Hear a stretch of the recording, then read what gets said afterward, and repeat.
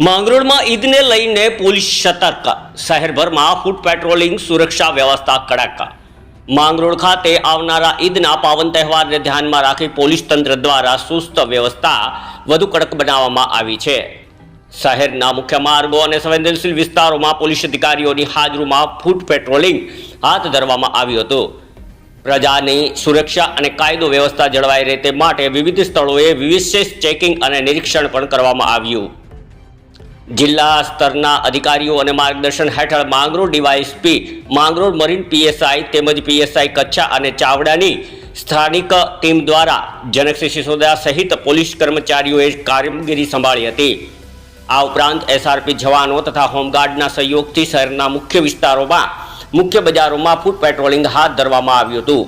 હાલ શહેરમાં શાંતિપૂર્ણ અને સુરક્ષિત વાતાવરણ જળવાઈ રહે તે માટે પોલીસ વિભાગ સંપૂર્ણ સતર્ક રહી કામગીરી કરી રહી છે, જેથી ઈદનો તહેવાર સૌ શાંતિ અને સુરક્ષિત માહોલમાં ઉજવી શકે।